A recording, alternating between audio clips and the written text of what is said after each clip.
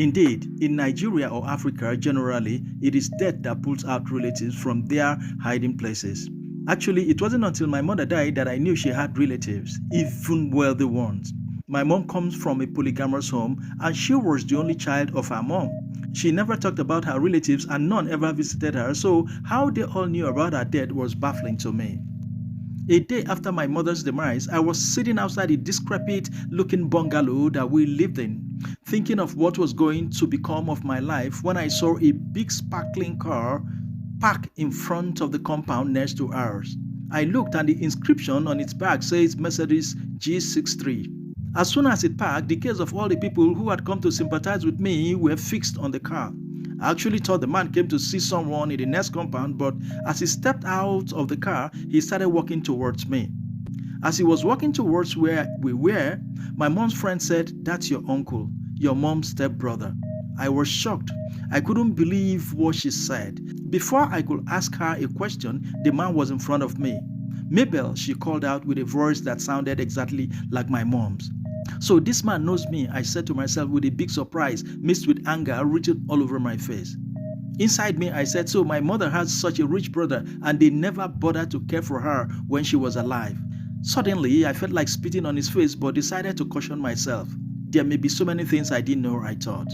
"Stand up and greet your uncle," my mom's friend said to me in a harsh tone. I looked at her disrespectfully and immediately the man said, "Let her be. I can imagine what she's going through."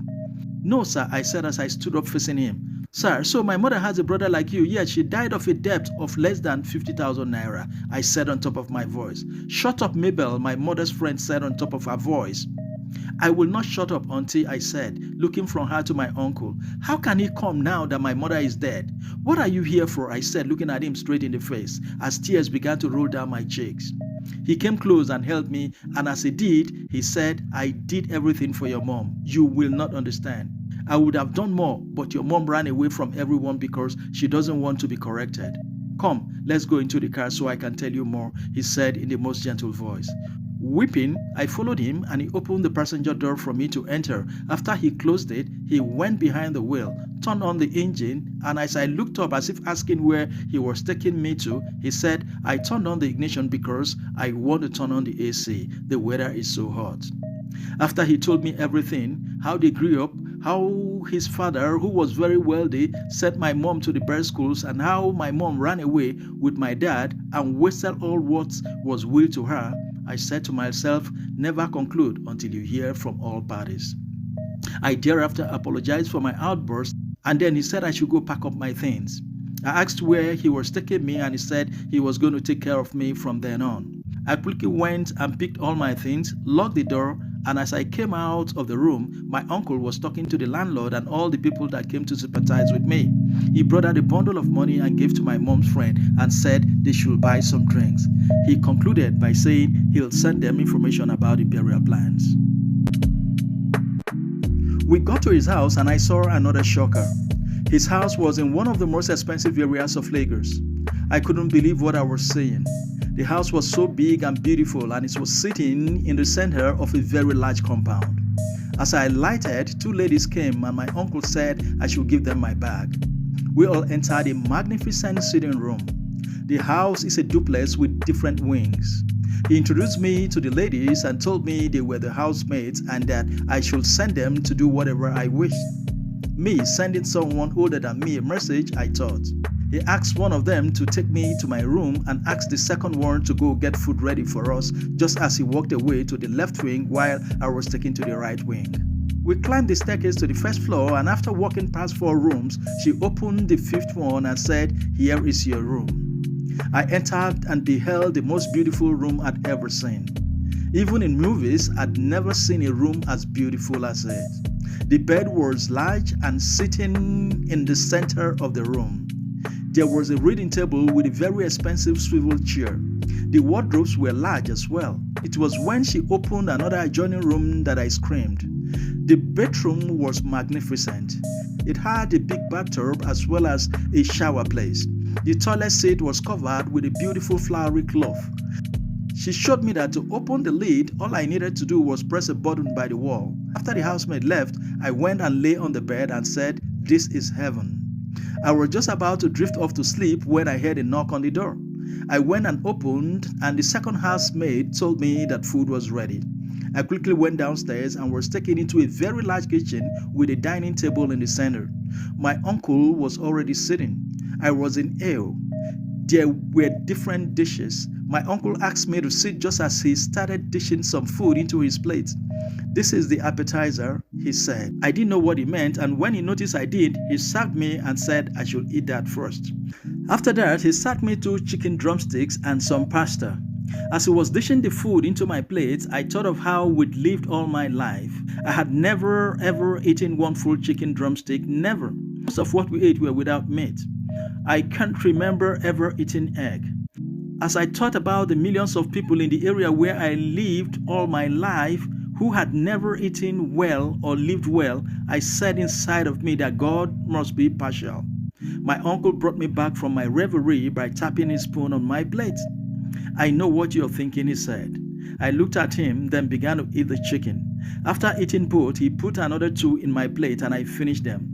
As he was about to put another 2, I said I was full, and truly I was. As I was about to stand up, he said, "Here's dessert." He poured something that looks like ice cream into a cup, and I gulped it happily. I asked him about his wife and kids, and he said they were all in the United States of America. Before I could ask another question, he said my mom's burial has been fixed. He gave me a bag that was on the table all along and said that's for me. I opened it and it was a brand new mobile phone. I never had one. I opened it, jumped and hugged him. I thanked him joyfully. Then he said he'll take me shopping the next day. Before I could talk about how to get to my school, he said he'd spoken to the principal of a private school and that we'll go to the school to finalize things before we went out for shopping. I was overjoyed.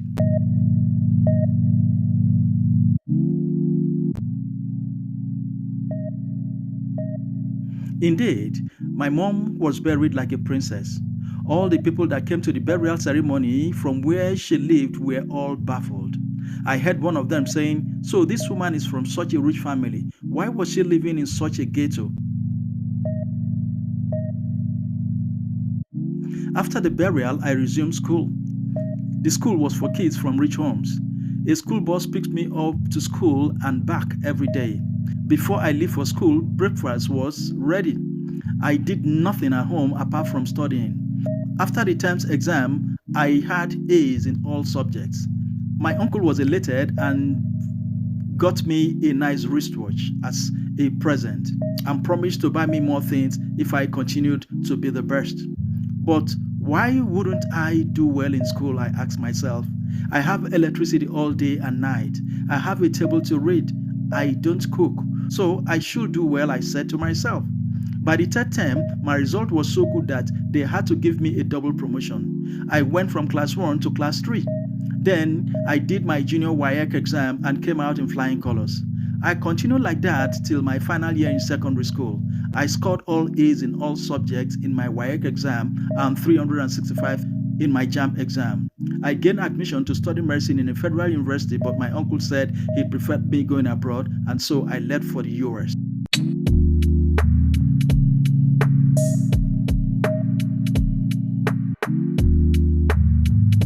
After I graduated, my uncle said I should remain in the US, but I said I wanted to come back home. He asked why, and I told him that I promised my mom to relive her life and that I could only do that in Nigeria. As soon as I said it, he spoke to me like he's never done. He said, "Are you telling me that you are happy with the miserable, wasteful life that your mother lived?" After he poured out his anger, I said, "Uncle, my mother had a heart of gold. She gave everything to those in need. Yes, she had so many bad qualities, but I will relieve her good ones." Before I could finish, he cut off the line, and from then, he didn't want to have anything to do with me. I eventually came back to Nigeria and went to my uncle's home, but the gate man refused me entry. I called him, and the minute he heard my voice, he cut the call. Not first, I checked into a hotel. Luckily, I had some money saved up because I was working while studying and all my fees were usually fully paid by my uncle. Also, before my return, I had applied to some hospitals and 2 of them asked me to contact them as soon as I got back to Nigeria. From the hotel, I went for the interview in both hospitals and both offered me a job. I eventually decided to take the one that offered me an accommodation and better remuneration. 6 months after I started the job, my boss called me into his office. "Why are you doing what you are doing?" he asked as soon as I greeted him and sat down on the chair in front of him. Before I could ask what he meant, he continued. "Since you started working here, there's no month you've received the full salary because of payment of debts for people you don't know. See, this is Nigeria. If you continue like this, you will die poor." I smiled and told him I was doing what I promised my late mother. I wouldn't sleep with money in my account when someone is going to die because of lack of medical attention, I said to him. He looked at me and said, "I will regret it if I don't stop what I was doing." He then told me that was all he wanted to discuss with me. I thanked him and left his office. The next day, I was entering the gate of the hospital when I saw a haggard-looking old man stepping out of the gate. He was shivering uncontrollably. As soon as I looked at him, I knew he was terribly ill and needed medical attention. I asked him why he was leaving, and he told me that they told him that he must make some financial deposit before being treated. I told him to follow me into the hospital. When I got to the reception area, I asked the receptionist why the man wasn't attended to, and she told me that management just introduced a new law that stipulates that any new patient must deposit a certain amount of money before being treated. As soon as she said it, I asked how much the deposit the old man needed to drop. When she told me, I gave her my bank card and paid. As soon as I paid, I turned around to take the man in and saw that he had stopped shaking. Surprised, I asked him how he was feeling and he said he was fine. I asked him why he suddenly felt better after the payment and he said he didn't know. I asked him if he was scared of injections or medicine and he said no. I told him to come with me so we could run some tests and ascertain if he was actually fine. I took him in and handed him to a nurse and told the nurse what to do. About an hour later, the nurse came with the man to my office. She gave me the test results and everything was fine. I asked him if something like that had happened before and he said no. I asked him what he does for a living and he said he was a gate man in a company somewhere around that area. Since nothing was wrong, I told him to go home. He pleaded with me to give him my telephone number, and after much pleading, I gave it to him and he left. One day, I was busy with work when I received a call from someone I didn't have his number saved on my phone. After much inquiries, I discovered it was a man who recovered suddenly after I paid a deposit for him. He pleaded with me to come and see him where he works. I asked him why I should be the one to come, and he said it was something personal and urgent and that he wouldn't be allowed to leave his duty post. Because he kept pleading, I asked him for directions. When he called the name of the company, I knew it, and since it was on my way to and from work, I said I will come the next day. He then told me that he would be at the inner gate and that I should tell the gateman at the first gate that I was coming to see him. He gave me his names and I promised to see him the next day.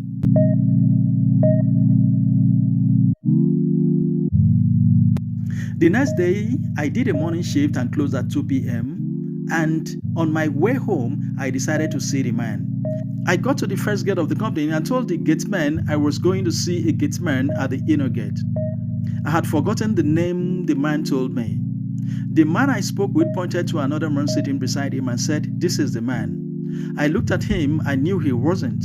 I told them the person I was looking for was much older. They said that all the gatesmen were young men. I then decided to leave.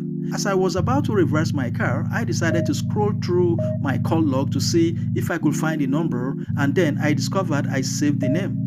I told them the name and they both looked at each other with a weird look. "Madam, the person you just called his name is not a gateman," one of them said. "You just called the name of the owner of this company," the second person said. Surprised, I dialed the number. After the second ring, I heard, "Doctor, thanks for coming. I can see you. We'll call them to let you in," and the line went dead. I looked and saw a camera hanging over me, and that explained that he saw me through a camera. The next minute, the phone in the gate's office rang and they allowed me in. I got in and the receptionist took me to the third floor and knocked on a door.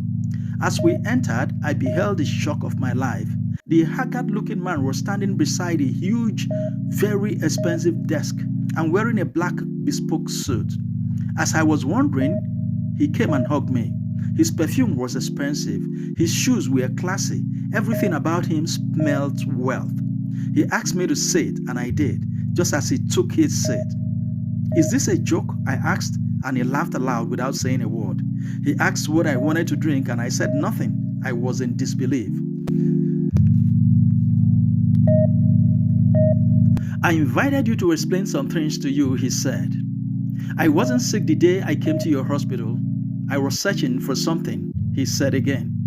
Immediately he said that, I remembered how he got well immediately after I paid. It then began to make sense to me. "I'm a very unhappy man.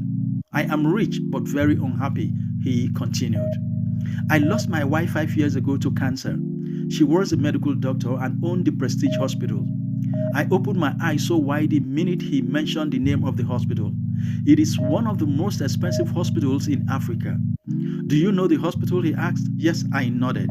"My uncle uses the hospital. He took me there when I had typhoid and malaria. That was immediately after I moved into his house after my mom's death," I said in my heart. "Sorry about your wife," I said. I was about to ask a question, but he continued. "My 2 kids are in the US and are not interested in coming back home. They told me that they are not interested in anything we have. They are very comfortable in the US though. So what do you want me to do? Work for you or what?" I asked. He stood up from his seat, went to a glass cupboard that was on one side of the magnificent office, brought out a bottle of whiskey, took a glass and asked me if I wanted, and I said I don't drink alcohol. "I have lots of non-alcoholic drinks in the fridge." He went to the fridge and brought out a pack of orange juice and a glass cup. He put both in front of me and sat down and poured himself a drink. I could see pain all over him. A rich man but with no joy. He must have spent his whole life acquiring, knocking out people in business deals, only at the end to find out all is meaningless, I thought.